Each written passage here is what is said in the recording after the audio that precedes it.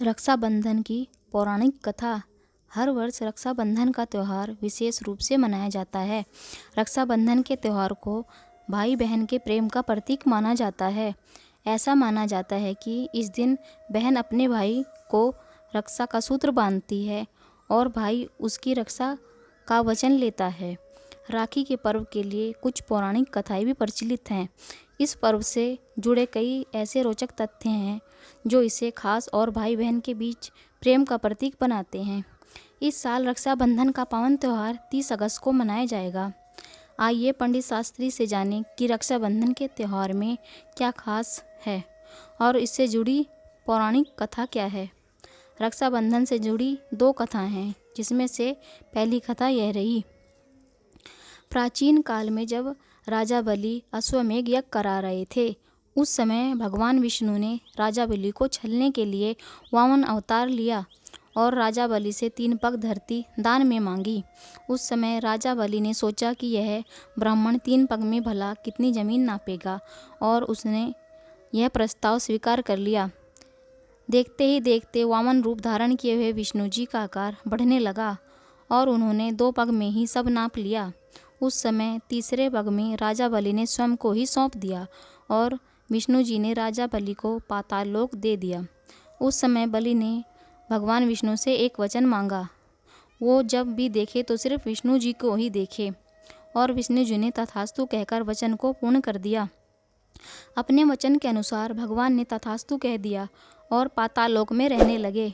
इस समय माता लक्ष्मी जी को अपने स्वामी जी की चिंता होने लगी। उसी समय लक्ष्मी जी को देवर्षि ने एक सुझाव दिया, जिसमें उन्होंने कहा कि वो बलि को अपना भाई बना लें और अपने स्वामी को वापस ले आएं। उसके बाद माता लक्ष्मी स्त्री का भेष धारण करके रोती हुई पाताल लोक पहुंची। इस पर राजा बलि ने उनके रोने का कारण पूछा।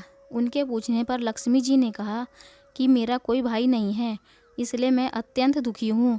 तब बलि ने कहा कि तुम मेरी धर्म बहन बन जाओ। इसके बाद लक्ष्मी जी ने राजा बलि को राखी बांधकर अपने स्वामी भगवान विष्णु को वापस मांग लिया।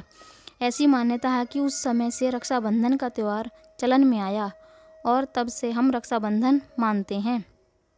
रक्षाबंधन त्यौहार की दूसरी कथा यह है कि श्री कृष्ण भगवान ने महाभारत में द्रौपदी को अपनी बहन के रूप में स्वीकार किया, और इसकी कथा के अनुसार भगवान श्री कृष्ण ने जब अपने सुदर्शन चक्र से शिशुपाल का वध किया, तब उनकी कनिष्ठा उंगली कट गई, जिससे भगवान कृष्ण की उंगली से रक्त की धार बहने लगी।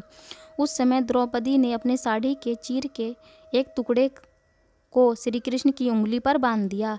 इसके बाद से ही श्री कृष्ण ने द्रौपदी को अपनी बहन के रूप में स्वीकार किया और हर संकट की परिस्थिति में उनकी रक्षा करने का वचन दिया। उसी वचन की वजह से भारी सभा में श्री कृष्ण ने द्रौपदी को दुर्योधन के द्वारा चीरहरण होने से बचाया था। इस प्रकार रक्षाबंधन का त्यौहार इन्हीं पौराणिक कथाओं की वजह से सदियों से चला आ रहा है और इसकी मान्यता बहुत खास है। संयोग, इस वर्ष रक्षाबंधन भद्रापुछ 30 अगस्त को शाम 5:30 बजे से शाम 6:31 तक रहेगी और रक्षाबंधन भद्रामुख शाम 6:31 से शुरू होगी और 30 अगस्त को रात 8:11 समाप्त होगी। रक्षाबंधन भद्रा समाप्ति समय रात्रि 9:01 होगा। हालांकि भद्रा के कारण आप 31 अगस्त को भी राखी बांध सकते हैं। अगर आपको हमारी ये वीडियो पसंद आई हो तो इस कहानी पर कमेंट करके अपनी राय दें और हमारे YouTube चैनल को सब्सक्राइब करना न भूलें। धन्यवाद।